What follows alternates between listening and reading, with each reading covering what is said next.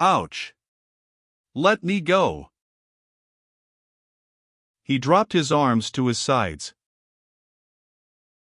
What's the matter? Your shirt stud, it hurt me, look. She was looking down at her neck, where a little blue spot about the size of a pea martlet's pallor. Oh, Isabel, he reproached himself, I'm a goofer. Really, I'm sorry, I shouldn't have held you so close. She looked up impatiently. Oh, Amory, of course you couldn't help it, and it didn't hurt much, but what are we going to do about it? Do about it? He asked. Oh, that spot, it'll disappear in a second. It isn't, she said, after a moment of concentrated gazing. It's still there, and it looks like old Nick. Oh, Amory, what'll we do? It's just the height of your shoulder. Massage it, he suggested, repressing the faintest inclination to laugh. She rubbed it delicately with the tips of her fingers, and then a tear gathered in the corner of her eye, and slid down her cheek. Oh, Amory, she said despairingly, lifting up a most pathetic face, I'll just make my whole neck flame if I rub it. What'll I do? A quotation sailed into his head and he couldn't resist repeating it aloud. All the perfumes of Arabia will not whiten this little hand. She looked up and the sparkle of the tear in her eye was like ice. You're not very sympathetic. Amory mistook her meaning. Isabel, darling, I think it'll. Don't touch me, she cried. Haven't I enough on my mind and you stand there and laugh? Then he slipped again. Well, it is funny, Isabel, and we were talking the other day about a sense of humor being. She was looking at him with something that was not a smile, rather the faint, mirthless echo of a smile, in the corners of her mouth. Oh, shut up, she cried suddenly, and fled down the hallway toward her room. Amory stood there, covered with remorseful confusion. Damn! When Isabel reappeared, she had thrown a light wrap about her shoulders, and they descended the stairs in a silence that endured through dinner. Isabel, he began rather testily, as they arranged themselves in the car, bound for a dance at the Greenwich Country Club, you're angry, and I'll be, too, in a minute. Let's kiss and make up. Isabel considered glumly. I hate to be laughed at, she said finally. I won't laugh anymore. I'm not laughing now, am I? You did. Oh, don't be so darned feminine. Her lips curled slightly. I'll be anything I want. Amory kept his temper with difficulty. He became aware that he had not an ounce of real affection for Isabel, but her coldness piqued him. He wanted to kiss her a lot, because then he knew he could leave in the morning and not care. On the contrary, if he didn't kiss her, it would worry him.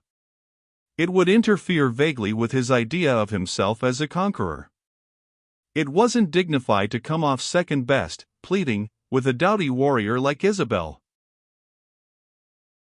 Perhaps she suspected this. At any rate, Amory watched the night that should have been the consummation of romance glide by with great moths overhead in the heavy fragrance of roadside gardens, but without those broken words, those little sighs. Afterward they suppered on ginger ale and devil's food in the pantry, and Amory announced a decision. I'm leaving early in the morning. Why? Why not? He countered. There's no need. However, I'm going. Well, if you insist on being ridiculous. Oh, don't put it that way, he objected. Just because I won't let you kiss me. Do you think? Now, Isabel, he interrupted, you know it's not that, even suppose it is. We've reached the stage where we either ought to kiss or nothing. It isn't as if you were refusing on moral grounds. She hesitated. I really don't know what to think about you, she began, in a feeble, perverse attempt at conciliation. You're so funny. How? Well, I thought you had a lot of self-confidence and all that. Remember you told me the other day that you could do anything you wanted, or get anything you wanted? Amory flushed. He had told her a lot of things. Yes. Well, you didn't seem to feel so self-confident tonight. Maybe you're just plain conceited. No, I'm not, he hesitated. At Princeton. Oh, you and Princeton. You'd think that was the world, the way you talk. Perhaps you can write better than anybody else on your old Princetonian. Maybe the freshmen do think you're important. You don't understand. Yes, I do, she interrupted. I do, because you're always talking about yourself and I used to like it, now I don't. Have I tonight? That's just the point, insisted Isabel. You got all upset tonight. You just sat and watched my eyes. Besides, I have to think all the time I'm talking to you, you're so critical. I make you think, do I? Amory repeated with a touch of vanity. You're a nervous strain, this emphatically, and when you analyze every little emotion and instinct I just don't have em. I know. Amory admitted her point and shook his head helplessly. Let's go. She stood up. He rose abstractedly and they walked to the foot of the stairs. What train can I get? There's one about 9:11 if you really must go. Yes, I've got to go, really. Good night. Good night. They were at the head of the stairs, and as Amory turned into his room he thought he caught just the faintest cloud of discontent in her face. He lay awake in the darkness and wondered how much he cared, how much of his sudden unhappiness was hurt vanity, whether he was, after all, temperamentally unfitted for romance. When he awoke, it was with a glad flood of consciousness. The early wind stirred the chintz curtains at the windows and he was idly puzzled not to be in his room at Princeton with his school football picture over the bureau and the Triangle Club on the wall opposite. Then the grandfather's clock in the hall outside struck 8, and the memory of the night before came to him. He was out of bed, dressing, like the wind. He must get out of the house before he saw Isabel. What had seemed a melancholy happening now seemed a tiresome anticlimax. He was dressed at past, so he sat down by the window, felt that the sinews of his heart were twisted somewhat more than he had thought. What an ironic mockery the morning seemed, bright and sunny, and full of the smell of the garden. Hearing Mrs. Borga's voice in the sun parlor below, he wondered where was Isabel. There was a knock at the door. The car will be around at 10 minutes of 9, sir. He returned to his contemplation of the outdoors, and began repeating over and over, mechanically, a verse from Browning, which he had once quoted to Isabel in a letter. Each life unfulfilled, you see, it hangs still, patchy and scrappy. We have not sighed deep, laughed free, starved, feasted, despaired, been happy. But his life would not be unfulfilled. He took a somber satisfaction in thinking that perhaps all along she had been nothing except what he had read into her, that this was her high point, that no one else would ever make her think. Yet that was what she had objected to in him, and Amory was suddenly tired of thinking. Damn her, he said bitterly, she spoiled my year. The Superman grows careless. On a dusty day in September, Amory arrived in Princeton and joined the sweltering crowd of conditioned men who thronged the streets. It seemed a stupid way to commence his upper-class years, to spend 4 hours a morning in the stuffy room of a tutoring school, imbibing the infinite boredom of conic sections. Mr. Rooney, pander to the dull, conducted the class and smoked innumerable Pall Malls as he drew diagrams and worked equations from 6 in the morning until midnight.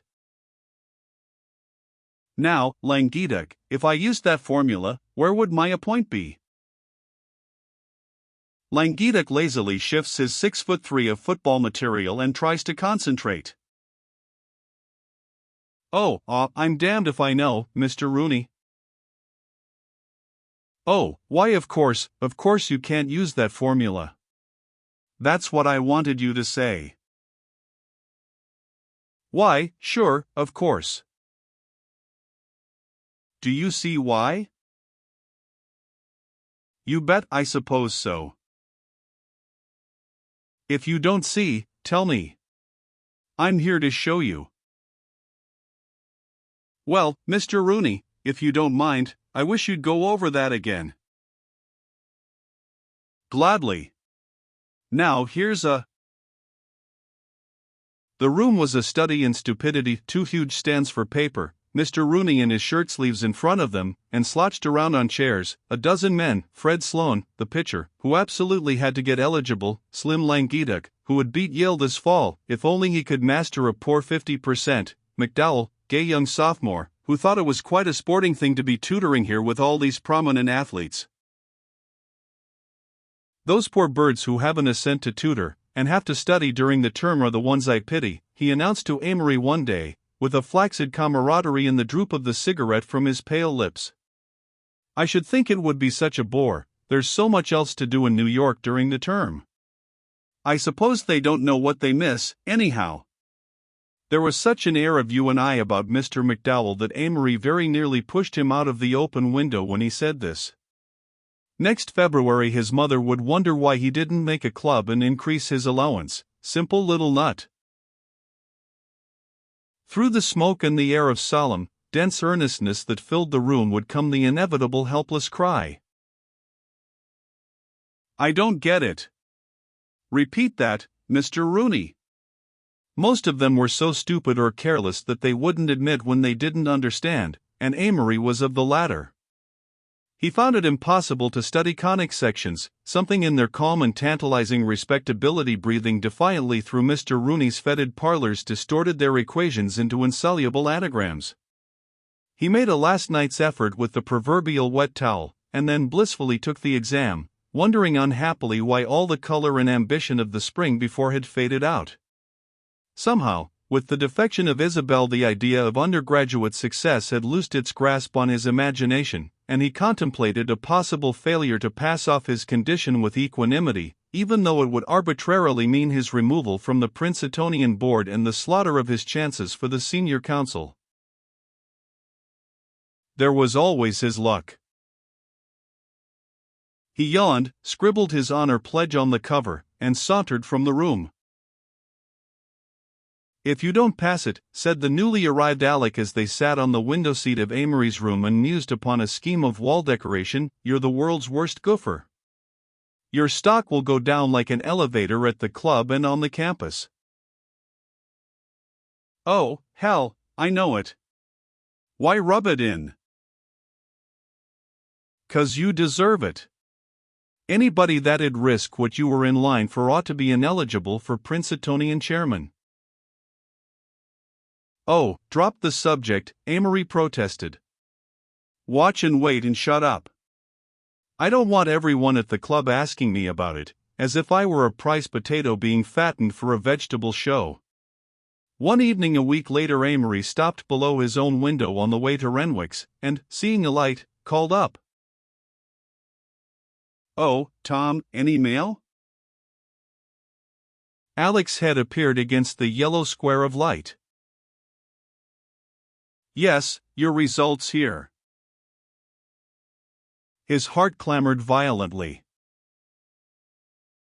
What is it, blue or pink? Don't know. Better come up. He walked into the room and straight over to the table, and then suddenly noticed that there were other people in the room. "'Lo, Carrie." He was most polite. "Ah, men of Princeton." They seemed to be mostly friends, so he picked up the envelope marked Registrar's Office and waited nervously. "We have here quite a slip of paper." "Open it, Amory." "Just to be dramatic, I'll let you know that if it's blue, my name is withdrawn from the editorial board of the Prince, and my short career is over." He paused, and then saw for the first time Ferrenby's eyes, wearing a hungry look and watching him eagerly. Amory returned the gaze pointedly. "Watch my face, gentlemen, for the primitive emotions." He tore it open and held the slip up to the light. "Well, pink or blue? Say what it is." "We're all ears, Amory." "Smile or swear, or something." There was a pause, a small crowd of seconds swept by, then he looked again and another crowd went on into time. "Blue as the sky, gentlemen." Aftermath. What Amory did that year from early September to late in the spring was so purposeless and inconsecutive that it seems scarcely worth recording. He was, of course, immediately sorry for what he had lost. His philosophy of success had tumbled down upon him, and he looked for the reasons. "Your own laziness," said Alec later. "No, something deeper than that. I'd begun to feel that I was meant to lose this chance. They're rather off you at the club, you know, every man that doesn't come through makes our crowd just so much weaker." "I hate that point of view." "Of course, with a little effort you could still stage a comeback." "No, I'm through, as far as ever being a power in college is concerned." "But, Amory, honestly, what makes me the angriest isn't the fact that you won't be chairman of the Prince and on the senior council, but just that you didn't get down and pass that exam." "Not me," said Amory slowly, "I'm mad at the concrete thing. My own idleness was quite in accord with my system, but the luck broke." "Your system broke, you mean?" "Maybe." "Well, what are you going to do? Get a better one quick, or just bum around for 2 more years as a has-been?" "I don't know yet." "Oh, Amory, buck up." "Maybe." Amory's point of view, though dangerous, was not far from the true one. If his reactions to his environment could be tabulated, the chart would have appeared like this, beginning with his earliest years.